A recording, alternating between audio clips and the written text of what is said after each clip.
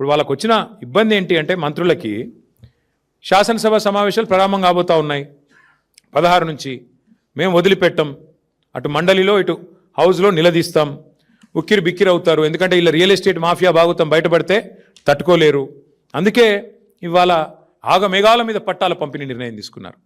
నేను ప్రభుత్వాన్ని ఒకటే చెప్తా ఉన్నా, రాష్ట్ర ముఖ్యమంత్రి కూడా ఒకటే చెప్తా ఉన్నా, వెలుగుమట్లలో ఏ నిర్ణయం అయితే మీరు తీసుకోక తప్పలేదో, రాష్ట్ర వ్యాప్తంగా మీరు కూలగొట్టిన ప్రతి ఇల్లు, ఆ ఇంటికి మళ్ళీ ఆ కూలిపోయిన వాళ్ళకి న్యాయం జరిగేదాకా, వాళ్ళకు పట్టాలు ఇచ్చేదాకా, వాళ్ళకి ఇల్లు కట్టించేదాకా మేము వదిలిపెట్టాం. ఇది రాష్ట్ర వ్యాప్తంగా హైడ్రా కావచ్చు, మహబూబ్ నగర్లో దివ్యాంగుల కాలనీ కావచ్చు. ఎందుకంటే మీరు చెప్పారు మీ మేనిఫెస్టోలో, ఏం చెప్పారు మీరు? కాంగ్రెస్ పార్టీ మేనిఫెస్టోలో పేదలకు అసైన్మెంట్ భూముల మీద హక్కులు ఇస్తాం. మీరు చెప్పిన మాట, నేను చెప్తున్నది కాదు. పేదలకి అసైన్మెంట్ భూముల మీద హక్కులు కల్పిస్తాం, యాజమాన్య హక్కులు కల్పిస్తామని చెప్పారు. ఇంకా చాలా వాగ్దానాలు చేసినారు మీరు ఏది భూముల విషయంలో. ఇవాళ అట్లాంటి మీరు భూ మాఫియా చేస్తూ ఇవాళ ఆగమేఘాల మీద మళ్ళీ ఇంకా ఈ దిక్కుమాల పని చేసిందే తప్పంటే తప్పుడు పని చేసి మళ్ళీ ఇంకా కవరింగ్ ఇస్తున్నారు. ఇంకా విచిత్రం ఏంటంటే ఇది 147, 148, 149 3 సర్వే నెంబర్లు. మొత్తం పట్టాలు 1895 ఇచ్చారు. అందులో కట్టుకున్న వాళ్ళు దగ్గర దగ్గర 1000 ఉన్నారు. ఇప్పుడు ప్రభుత్వం 400 మందికి ఇండ్లు ఇస్తా అంటుంది. ఇది ఎక్కడ న్యాయం? కట్టుకున్న వాళ్ళు 1000 మంది ఉంటే నువ్వు 410 అంటే ఏందన్నట్టు? ఇది బ్రిటిష్ వాళ్ళలాగా విభజించు పాలించన్నట్ట. నీకు నచ్చినోడికి ఇస్తావు, లేనోడికి ఇవ్వవా? అంటే అసలు కూల్చిన ఇండ్ల సంఖ్యకి మీరు ఇచ్చే పట్టాలకి పొంతన కూడా ఉండదా? 310 సారీ 410 అన్నాను, 310 పట్టాలు. అంటే ఏ అర్థం పర్థం లేకుండా నిజంగా నేను అప్పుడప్పుడు అంటా ఉంటా, ఇప్పుడు మళ్ళీ నిజమే అనిపిస్తుంది నాకు. వీళ్ళు సర్కారు నడుపుతున్నారా, సర్కస్ నడుపుతున్నారా మాకైతే అర్థం కావట్లేదు. కూలగొట్టేది మీరే, మళ్ళీ తప్పుడు లెక్కలు చెప్పేది మీరే, భూమాఫియా అని పెద్ద పెద్ద డైలాగులు కొట్టేది మీరే, మళ్ళీ ఈరోజు చూస్తే అయ్యో అని చెప్పి 4 ఖర్చుకొని మళ్ళీ పట్టాలు ఇచ్చేది మీరే. అది కూడా కొంతమందికి ఇస్తామంటే ఎట్లా అర్థం చేసుకోవాలి మిమ్మల్ని?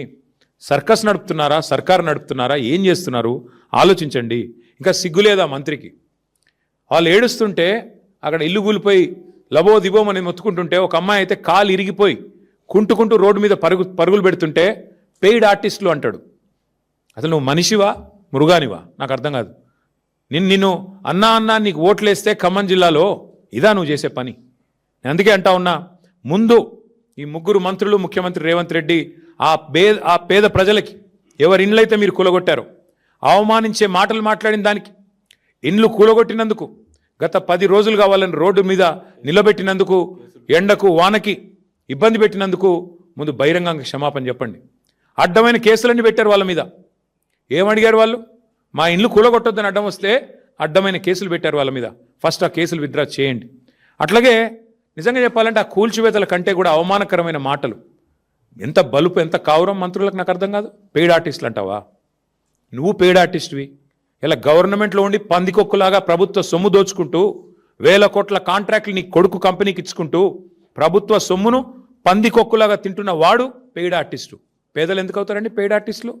నీలాంటి పందికొక్కులు, నీలాంటి దుర్మార్గులు, మానస హిల్స్లో ఇల్లీగల్ మైనింగ్ చేస్తున్న పందికొక్కు నువ్వు పెయిడ్ ఆర్టిస్టు. సిగ్గు శరం లజ్జ ఉంటే కాళ్ళు మొక్కి క్షమాపణ చెప్పి వాళ్ళకి ఇండ్లు కట్టించి అప్పుడు మాట్లాడు. ఇండ్లు కూలగొట్టడమే కాకుండా, చేసిన దివాలా కోర్పని చేయడమే కాకుండా, వెనకాల రియల్ ఎస్టేట్ మాఫియాని ప్రోత్సహించడమే కాకుండా వెధవ పని చేసి మళ్ళీ ఇంకా వెధవ మాటలు మాట్లాడుతూ ఉన్నారు. ఇంకా ఘోరం ఏంటంటే, బాధాకరమైన విషయం, అసలు ఒక ఆయనేమో హైదరాబాద్లో ఏసీ రూమ్లో ఇక్కడ కూర్చొని డైలాగులు కొడతాడు, ఇంకొక ఆయన దుబాయ్లో ఉండి వీళ్ళంతా కూడా ల్యాండ్ మాఫియా అంటాడు. ఎవడు ల్యాండ్ మాఫియా? తీసుకొస్తారా పేపర్లు? మీ దగ్గర ఉన్నాయా పట్టాలు? ఎవరిది ల్యాండ్ మాఫియా? ఇలా మీరు ప్రభుత్వంలో ఉన్నారు కాబట్టి ఇష్టారాజ్యం అనుకుంటున్నారా? దీని మీద ఖచ్చితంగా మా ప్రభుత్వం వచ్చిన తర్వాత సమగ్ర విచారణ జరిపిస్తాం, వదిలిపెట్టం.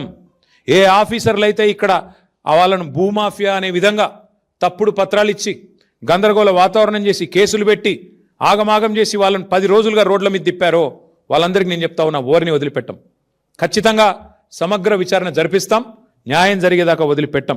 10 రోజుల నుంచి మా పువ్వాడ అజయ్ గారు, మా తాత మధు గారు, మా రవిచంద్ర ఎంపీ గారు మా పార్టీ తరఫున భోజనం పెడుతున్నామండి. భోజనం కూడా పెట్టనీయట్లేదు దౌర్భాగ్యులు. భోజనం పెడతాం, వాళ్ళు రోడ్డు మీద పడ్డారు అంబేద్కర్ భవన్లో అంటే భోజనం కూడా పెట్టనివ్వలేదు మమ్మల్ని. ఆఖరికి నిన్న మొన్న వచ్చి భోజనం పెడుతున్న కాడ కూడా నిన్న చిల్లర పనులు చేసి వాళ్ళ అనుచరుల కోసం భూమాఫియా చేస్తుంది మీరు. ఇంకొక మాట నేను అంటా ఉన్నా, అసలు భూదాన్ భూమి అని మీరే చెప్తున్నారు. నేను కలెక్టర్తో మాట్లాడా, అది భూదాన్ భూమి అంటాడు. మరి భూదాన్ అంటే గవర్నమెంటే కదా. భూదాన్ ఉద్దేశమే పేదవాడికి ఇండ్లు లేదా వ్యవసాయానికి రైతులకు లేకపోతే పొలం ఇవ్వడం కదా. మరి అక్కడే ఇస్తే అయిపోయేది కదా అని అడిగిన.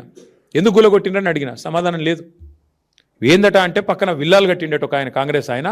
ఆ విల్లాలకి ఇది అడ్డం వస్తుందట, అందవిహీనంగా ఉన్నాయంట ఇల్లు, ఇవి అడ్డం వస్తుందంట, వ్యూ బాగలేదంట, అందుకని వీళ్ళని తీసేయాలంట.